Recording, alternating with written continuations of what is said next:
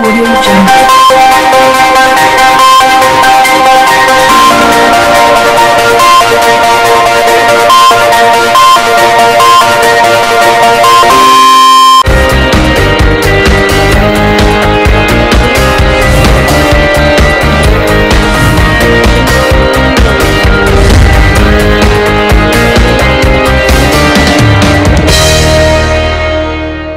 నమస్తే welcome to see news. ముందుగా headlines. ACB వాళ్ళలో భారీ అవినీతి చేప. ఓ రైతు నుంచి ₹1,00,000 లంచం తీసుకుంటూ పట్టుబడ్డ ల్యాండ్ సర్వే అధికారి శ్రీనివాసాచారి. ఖమ్మం కుర్రాడికి అరుదైన గౌరవం. ఐక్యరాజ్య సమితిలో ప్రసంగించనున్న నగర కుర్రాడు సాదిక్. ఉల్లి కేంద్రాల వద్ద బారులు తీరుతున్న వినియోగదారులు. ఉల్లి లేకపోవడంతో ఆగ్రహం వ్యక్తం చేస్తున్న మహిళలు. వార్తల్లోని వివరాలు. ఏసీబీ వలలో భారీ అవినీతి చేప చిక్కింది. ఓ రైతు నుంచి survey land deputy inspector Srinivasachari ₹1,00,000 లంచం తీసుకుంటుండగా ఏసీబీ అధికారులు రెడ్ హ్యాండెడ్గా పట్టుకున్నారు. ఖమ్మం అర్బన్ మండలం గోపాలపురంకు చెందిన బానోతు బాలాజీ నాయక్ ఆ ప్రాంతంలో వ్యవసాయ భూమి ఉంది. అయితే దీనిపై కొంతకాలంగా వివాదం నడుస్తుంది. ఆ భూమి రికార్డుల పరంగా బాలాజీ నాయక్ పేరుపైనే ఉంది. అయితే ఈ విషయంలో తనకు న్యాయం చేయాలంటూ ల్యాండ్ అండ్ సర్వే ఇన్స్పెక్టర్ శ్రీనివాసాచారిని రైతు బాలాజీ నాయక్ కలిశాడు. దీనికి ₹10,00,000 అధికారి శ్రీనివాసాచారి డిమాండ్ చేశారు. అంతా ఇచ్చుకోలేని బాలాజీ నాయక్ చివరికి ₹1,00,000 ఒప్పందం చేసుకున్నాడు. విషయాన్ని ఏసీబీ అధికారుల దృష్టికి తీసుకెళ్లాడు. వారి సూచనల మేరకు రైతు బాలాజీ నాయక్ అధికారి శ్రీనివాసాచారికి తన ఇంట్లో ₹1,00,000 లంచం ఇస్తుండగా రెడ్ హ్యాండెడ్గా పట్టుకున్నారు. అతడిని అదుపులోకి తీసుకుని డబ్బును స్వాధీనం చేసుకున్నారు. లంచం తీసుకున్న అధికారి శ్రీనివాసాచారిని ఏసీబీ కోర్టుకు హాజరుపరచనున్నట్లు ఏసీబీ డీఎస్పీ సాయిబాబా తెలిపారు. అర్బన్ రెవెన్యూ వాళ్ళు, ల్యాండ్ సర్వే రికార్డ్స్ వాళ్ళు వెరిఫై చేస్తూ ఇతని యొక్క కన్స్ట్రక్షన్ దగ్గర ఆగి చూస్తుండగా అతనికి డౌట్ వేసి ఇంజెక్షన్ ఆర్డర్కి హైకోర్టు అప్రోచ్ కావడం జరిగింది. అతను హైకోర్టు పోగానే ఇతనికి ఎలాంటి నోటీస్ ఇవ్వకుండా ఉన్నపలంగా ఒక మార్నింగ్ డిస్మెటల్ చేయడం జరిగింది కాంపౌండ్ వాళ్ళు. ఆ చిన్న హౌసు. అప్పుడు ఎంఆర్ఓ అర్బన్ గారిని బాలాజీ వెళ్ళి అడిగిండు, ఏం సార్ నాది కరెక్టే ఉన్నాయి కదా డాక్యుమెంట్స్ అన్నీ ప్రొడ్యూస్ చేసి, అది ల్యాండ్ సర్వే రికార్డ్స్ వాళ్ళు చేశారు, ఇది వారిని కలవండి అంటే అక్కడికి వెళ్ళి వారిని అడిగితే ఇది concerned survey report deputy inspector Srinivasachari చూస్తుండు, అతని దగ్గర ఉన్నది అంటే అతను ఆర్టీఐ కింద కూడా పెట్టుకోవడం జరిగింది రెవెన్యూ అర్బన్ ఎంఆర్ఓ అని. ఒక రఫ్ స్కెచ్ మాత్రం, స్టోన్ స్కెచ్ మాత్రం ఇచ్చారు, రిపోర్ట్ ఇవ్వలేదు. వారి దగ్గర ఉందంటే ఏడీని కలిసి ఏడీ చెప్పిన విధంగా డిప్యూటీ సర్వే ఇన్స్పెక్టర్ శ్రీనివాసాచారిని కలిస్తే తనకు ₹10,00,000 లంచం ఇస్తే నీకు అది కంప్లీట్ చేసి పెడతా, తొందరగా పంపిస్తా ఆఫీసర్స్కి, తీసుకుందువు కానీ లేదా డిలే అవుతుంది, చాలా విలువ గల భూమి అంటే అతను ఒక 10-15 రోజుల నుంచి తను తిరిగి ₹10,00,000 ఇచ్చుకోలేదంటే ₹5,00,000, ఆఖరకు ₹1,00,000 ఇస్తేనే చేస్తా అంటే అతను ఇస్తా అని ఒప్పుకొని మాకు కంప్లైంట్ చేయడం జరిగింది ఏసీబీకి. ఈరోజు సదరు వ్యక్తి ₹1,00,000 ఇస్తుండగా శ్రీనివాసాచారి తీసుకుంటున్న రెడ్ హ్యాండ్గా మేము పట్టుకోవడం జరిగింది. వారిని కేసులో రిమాండ్ చేసి ఏసీబీ కోర్టు, స్పెషల్ కోర్టు హైదరాబాద్కి పంపిస్తాం. ఖమ్మం జిల్లా కుర్రాడికి అరుదైన గౌరవం దక్కింది. నగరానికి చెందిన షేక్ సాదిక్ చిన్నారులకు ఉండే 9 హక్కులపై ఐక్యరాజ్య సమితిలో ప్రసంగించే అవకాశం లభించింది. ప్రభుత్వ పాఠశాలలో చదువుతున్న సాదిక్కు ఈ అరుదైన అవకాశం రావడంపై పలువురు హర్షం వ్యక్తం చేస్తున్నారు.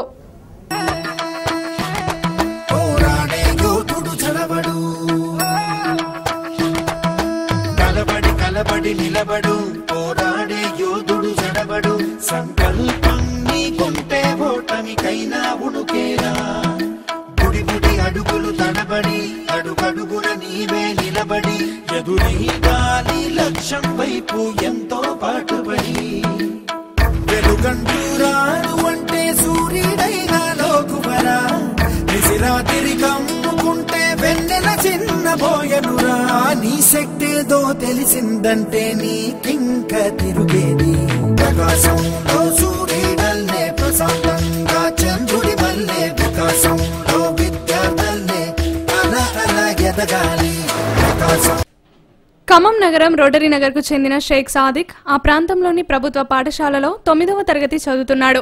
ఇతడిది నిరుపేద కుటుంబం. సాదిక్ తండ్రి యాకూబ్ అలీ గ్రానైట్ కార్మికుడు, తల్లి ఫాతిమా గృహిణి. అయితే సాదిక్ అమెరికాలోని న్యూయార్క్లో ఈ నెల 25, 26 తేదీల్లో తన గలం విప్పనున్నాడు.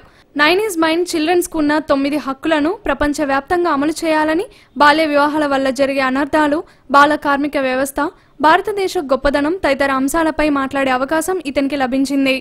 నా పేరు ఎస్కే సాదిక్ పాషా. నేను జెడ్పీఎస్ఎస్ రోటరీ నగర్ స్కూల్లో 9th క్లాస్ చదువుతున్నాను. 2014వ సంవత్సరంలో పారా సంస్థ వారు మా పాఠశాలలో మానవ హక్కుల క్లబ్ని ఏర్పాటు చేయడం జరిగింది.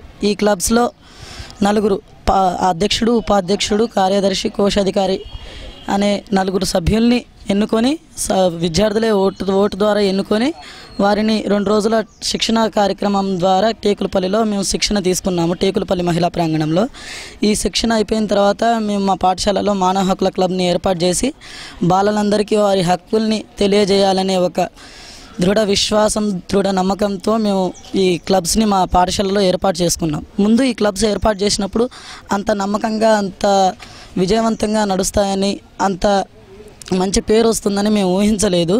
ఎప్పుడైతే ఈ క్లబ్స్ని స్టార్ట్ చేసామో స్వచ్ఛ భారత్, ఆడపిల్లల పట్ల ఈ అరాచకాలని అరికట్టడానికి, బాల్య వివాహాలను అరికట్టడానికి, బాల కార్మికులను అరికట్టడానికి ఇలాంటి ఎన్నో కార్యక్రమాలు మేము చేపట్టడం జరిగింది.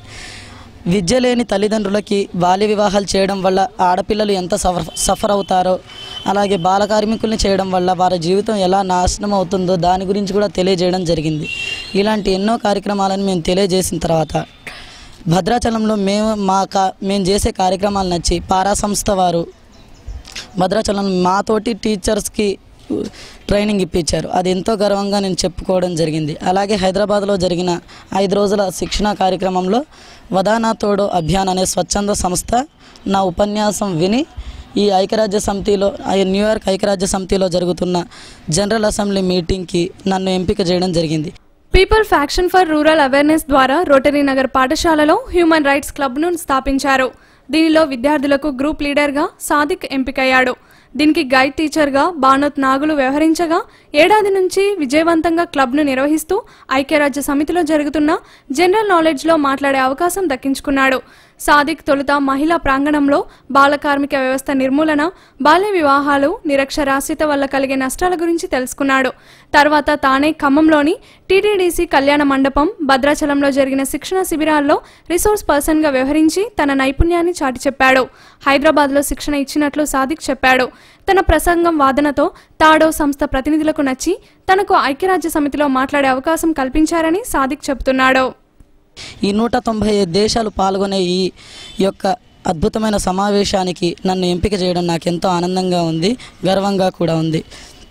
మా పాఠశాలకి ఎంతో మంచి పేరు కూడా వస్తుంది.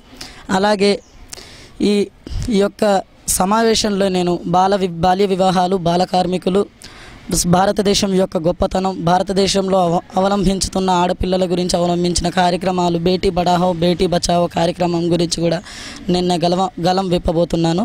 అక్కడ ముఖ్యంగా 9 ఈజ్ మైన్ అనే కార్యక్రమం మీద కూడా మాట్లాడబోతున్నాను. రేపు 11 రాత్రి నేను ఢిల్లీ వెళ్ళాలి. ఢిల్లీలో 10 రోజుల ట్రైనింగ్ అనంతరం నేను మళ్ళీ 22వ తారీఖు అమెరికా న్యూయార్క్ వెళ్ళి అక్కడ 25, 26న జరగబోయే జనరల్ అసెంబ్లీ మీటింగ్లో పాల్గొనబోతున్నాను. సాదిక్ ఐక్యరాజ్య సమితిలో ప్రసంగించే అవకాశం రావడంపై అతని కుటుంబ సభ్యులు ఆనందం వ్యక్తం చేస్తున్నారు. అమెరికా వరకు పంపే ఆర్థిక స్తోమత తమకు లేకున్నా పంపిస్తామని, ఎవరైనా దాతలు ముందుకు వస్తే బాగుంటుందని వారు ఆశాభావం వ్యక్తం చేశారు. షేక్ సాదిక్ పాషా మా అబ్బాయి అండి. జడ్పీఎస్ఎస్ రోటరీ స్కూల్లో 9th క్లాస్ చదువుతున్నాడు. హ్యూమన్ రైట్స్ క్లబ్ వాళ్ళు క్లబ్స్ పెడితే దానికి ప్రెసిడెంట్గా ఎన్నుకున్నారు. దాంట్లో ఇవాళ అమెరికా మన జనరల్ అసెంబ్లీలో మాట్లాడడానికి అవకాశం వచ్చింది. దానికి 11వ తారీఖు నైట్ బయలుదేరి వెళ్తున్నారు ఇక్కడి నుంచి ఢిల్లీకి. ఢిల్లీ నుంచి 22వ తారీఖు అమెరికా ఫ్లైట్ ఎక్కి వెళ్తారు. అక్కడ 25, 26 ప్రోగ్రామ్ ఉంది. 25, 26 తర్వాత మళ్ళీ రిటర్న్ ఇక్కడికి వచ్చేస్తారు. ఇది మాకు చాలా గర్వంగా ఉంది. మా ఈ స్కూల్ నుంచి, గవర్నమెంట్ స్కూల్లో కూడా ఇంత ప్రతిభ ఉందని కనిపెట్టినందుకు దానికి మాకు చాలా ఆనందంగా ఉంది. చిన్నప్పటి నుంచి ఇంటెలిజెంటే, స్కూల్లో కూడా ఇప్పుడు ఫస్ట్లో ఉంటాడు, స్టడీలో కూడా. మరోపక్క సాదిక్కు పలువురు ఆర్థిక సహాయం అందించారు. ఆక్స్ఫర్డ్ హైస్కూల్ విద్యార్థులు జోయా నర్సింగ్ హోమ్ యాజమాన్యం 5,000 చొప్పున 10,000 ఆర్థిక సహాయం అందించారు. నగరంలోని సాదిక్ పాషా ఇంటి వద్ద ఈ ఆర్థిక సహాయాన్ని అందించారు. ఖమ్మం నగరానికి చెందిన విద్యార్థి ప్రపంచ దేశాల ప్రతినిధుల సమక్షంలో జరిగే సదస్సులో ప్రసంగించడం జిల్లాకే గర్వకారణమని దాతలు అభిప్రాయపడ్డారు. పేదరికంలో పుట్టి ఇలాంటి అసాధారణ ప్రతిభ కలిగిన విద్యార్థులను ప్రభుత్వం ప్రోత్సహించాలన్నారు. ఈ కార్యక్రమంలో Oxford high school secretary correspondent Zafar Mateen, Zoya Narsing, Naima Sultana, Rabbani Mohammed, Zakat charitable జిల్లా అధ్యక్షుడు మలిక్, TUWJ జిల్లా ప్రధాన కార్యదర్శి ఇస్మాయిల్ ఆక్స్ఫర్డ్ విద్యార్థులు పాల్గొన్నారు. ఖమ్మం నగరంలో ప్రభుత్వం ఏర్పాటు చేసిన ఉల్లి కేంద్రాల వద్ద లొల్లిలు జరుగుతున్నాయి. వినియోగదారులు గంటల తరబడి ఎదురు చూస్తున్నా ఉల్లి దొరకడం లేదు.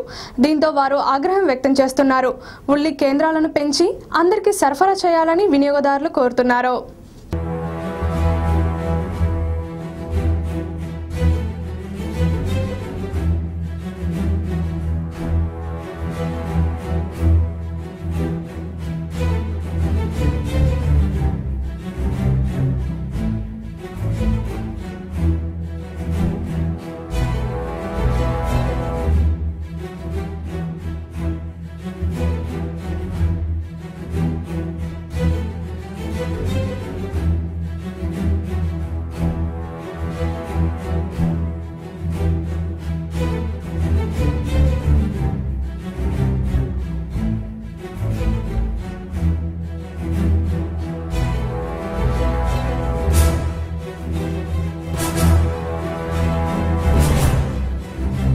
బహిరంగ మార్కెట్లో ఉల్లి ధరలు మండిపోతుండటంతో ప్రభుత్వం చర్యలు తీసుకుంది.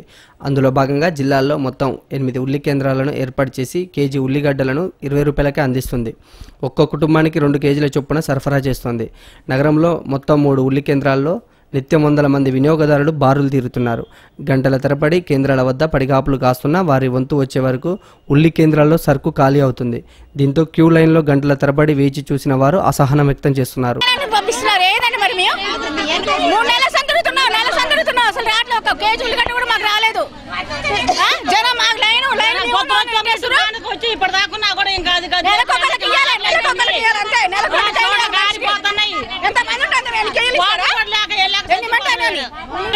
పదింటికి వచ్చినా మేము 10ంటికి వచ్చినా కూడా కాళ్ళ నీళ్ళు కాస్తాయి, మంచి నీళ్ళు అవుతున్నాయి. ఎంతో కొరగా ఎంతో రాలేదు, ఏం లేదు, చచ్చిపోతున్నా. మంచి నీళ్ళు కూడా లేవు. వాడు సరిచి పెట్టుకొని ఆయన వచ్చినాం మేము. నేనైతే వికలాంగులని ఇయ్యమన్నా కూడా ముందు ఇయ్యట్లేదన్నా. ఎంతసేపు అని నిలబడాలన్నా ఇయ్యొద్దన్న వాళ్ళు. అసలు 10:30కు వచ్చామన్నా పొద్దున. అడిగితే వాళ్ళు ఏమంటున్నారు, ముందోళ్ళు ఇయ్యట్లేదు, వాళ్ళు అడిగితే మేము ఇస్తా అంటున్నారు. వికలాంగులకు కూడా అట్లనే చూస్తారన్న. ఒక్క కాళ్ళ మీద ఎంతసేపు అని లైన్ల మీద నిలబడాలా? ఉల్లి కేంద్రాల వద్ద ఎక్కడ కూడా సమయపాలన బోర్డులు లేకపోవడంతో ఎప్పుడు తెరుస్తారో ఎప్పుడు మూస్తారో తెలియని పరిస్థితి ఉంది అని వినియోగదారులు ఆవేదన వ్యక్తం చేస్తున్నారు. కేంద్రాల వద్ద ఎలాంటి రక్షణ చర్యలు లేకపోవడంతో గంటల తరబడి ఎండలోనే నిలబడుతున్నామని వినియోగదారులు ఆందోళన వ్యక్తం చేస్తున్నారు. ప్రభుత్వం చేస్తున్న ఈ ప్రయత్నం బాగానే ఉన్న మార్కెట్ అధికారుల వైఖరి వల్ల ఇబ్బందులు పడుతున్నామని మహిళలు ఆగ్రహం వ్యక్తం చేస్తున్నారు. వినియోగదారులు పెరుగుతున్న దృష్ట్యా ప్రభుత్వం ఉల్లి కేంద్రాలను పెంచాలని వారు డిమాండ్ చేస్తున్నారు. ఇక్కడ కూర్చున్న సారు మీ దండం పెట్టాక తాగలేకపోతున్నా. ఏం చేయాలి సార్? ఇక్కడనే కూర్చున్న పట్టడానికి ఇవన్నీ లేదు ఇంతవరకు. అండి మేము ఉదయం వచ్చామండి ఉల్లిగడ్డలకి, రాగానే బంద్ అయింది. అప్పుడు 12 అయింది. బంద్ చేసుకొని ఇళ్ళలో పోయారు. వాళ్ళు 2 దాకా కూడా రాలేదండి. టైం కావచ్చింది. జనం ఎండలో ఉడికిపోతున్నారండి. అవతల మబ్బట్టింది. మమ్మల్ని ఎవరు మనకు కానివారు ఎవరు లేరండి. 12 కిలోమీటర్లు అండి మా ఊరు ఇక్కడికి. ఉదయం వచ్చాం, అన్నం లేదు, నీళ్ళు లేవు. ఇక్కడ ఉల్లిగడ్డల కోసం చాలా ఇబ్బంది పడాల్సి వస్తుంది. జెంట్స్ అండ్ లేడీస్కి ఒకటే కౌంటర్ కావడం వల్ల చాలా ఇబ్బంది అవుతుంది. దానివల్ల ఏంటంటే బార్లు తిరిగేసరికల్లా 40 మందికి 30 మందికి ఇచ్చి నా టైం అయిపోయిందని వెళ్ళేస్తున్నారు. కాబట్టి దయచేసి 2-3 కౌంటర్లు ఏర్పాటు చేస్తే ఎక్కడో త్వరగా తీసుకుంటారని అనుకుంటున్నాం సార్ మేము.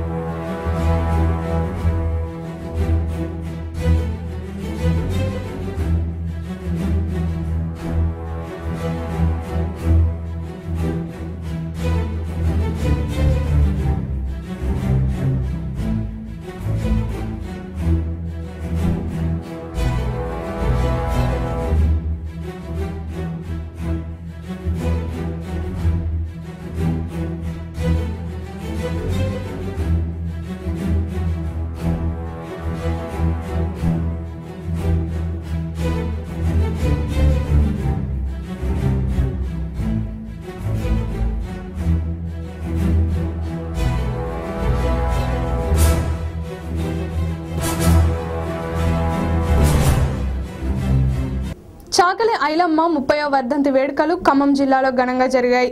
నగరంలోని బీసీ సంఘం కార్యాలయంలో ఆ సంఘం ప్రతినిధులు ఐలమ్మ చిత్రపటానికి పూలమాలలు వేసి ఘనంగా నివాళులర్పించారు. ఈ సందర్భంగా చాకలి ఐలమ్మ చేసిన మహిళా ఉద్యమాలను వారు గుర్తు చేసుకున్నారు. నిజాం రజాకార్లను ఎదిరించి పోరాడిన తీరును వారు కొనియాడారు. ఐలమ్మ చిత్రపటానికి పూలమాలలు వేసి ఘనంగా నివాళులర్పించారు. ప్రభుత్వం వేడుకలను ఘనంగా నిర్వహించాలని వారు డిమాండ్ చేశారు. ఈ కార్యక్రమంలో శ్రీలక్ష్మి, తిరుమలరావు, సుగుణరావు తదితరులు పాల్గొన్నారు. చాకలి ఐలమ్మ గారి వర్ధంతి రాష్ట్రం అంతటా దేశమంతటా జరుపుకుంటున్నారు. ఎందుకంటే ఆ రోజు చాకలి ఐలమ్మ గారు బీసీ కులాలలో పుట్టిన ఆమె ధైర్యం, ఆమె ఇది రజాకారులకు పోరాడి వాళ్ళని బయటికి పంపించిన దాకా పోరాడిన ఏర్నారి చాకలి ఐలమ్మ గారు. అట్టాటి చాకలి ఐలమ్మ గారిని మన జిల్లాలో సెంటర్లో ఏదో ఒక సెంటర్లో ఖచ్చితంగా మనం చాకలి ఐలమ్మ గారి విగ్రహాన్ని పెట్టాలని దరఖాస్తులు పెడితే ఈరోజు వాటికి కూడా వారు పర్మిషన్ ఇవ్వటం లేదు. ఖచ్చితంగా బీసీ కులాలన్నీ కలిసి కూడా చాకలి ఐలమ్మ గారి విగ్రహాన్ని మనం ఎక్కడ పర్మిషన్ అడిగినో ఖచ్చితంగా అక్కడ మనం అందరం కలిసి పోరాడి ఆ పర్మిషన్ కూడా తీసుకోవాలా. కలెక్టర్ గారు దీనికి స్పందించి పర్మిషన్ ఇస్తారని బీసీలంతా ఏకమై మేము వారి మనోభావాలని గుర్తించి మీరు ఖచ్చితంగా కలెక్టర్ గారు కూడా మన్నించి ఇస్తారని మేము ఆశిస్తున్నాం.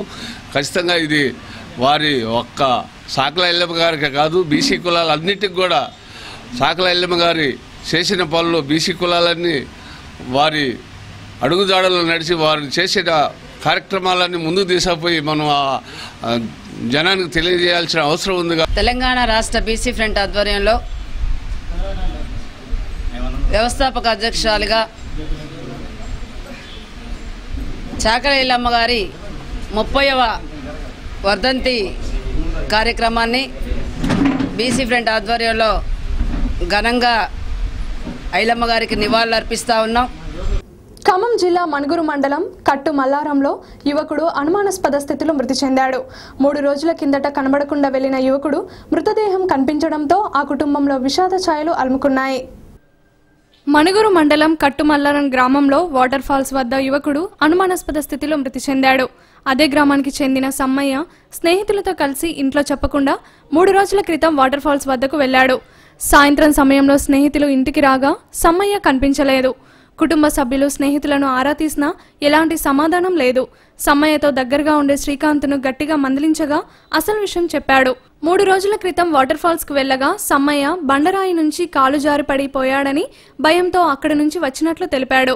దీంతో కుటుంబ సభ్యులు అక్కడికి వెళ్లి చూడగా సమ్మయ్య మృతదేహం కుళ్లిపోయి దుర్వాసన వెదజల్లుతోంది. సమ్మయ్య మృతితో అతడి కుటుంబ సభ్యుల్లో విషాద ఛాయలు అలుముకున్నాయి. స్నేహితుడిని అదుపులోకి తీసుకున్న పోలీసులు విచారిస్తున్నారు. 3 రోజుల క్రితం కనపడ్డాడు. శ్రీకాంత్ అబ్బాయి వచ్చాడు. వచ్చి అబ్బాయిని అడిగినా చెప్పలేదు. చెప్పకుండా అట్లా చెప్పలేదు అని ఇవాళ కూడా అడిగినా చెప్పలేదు. పోలీస్ స్టేషన్కి వచ్చినాక 2 గంటలకు వచ్చినాక అప్పుడు చెప్పినాక వాళ్ళు ఫస్ట్ చనిపోయింది అని చెప్పింది. మంగళవారం పోతే వీళ్ళిద్దరు పోయారు, శ్రీకాంత్ అని మా తమ్ముడు సమ్మయ్య అని పోయారు. ఆడికి పోయారు.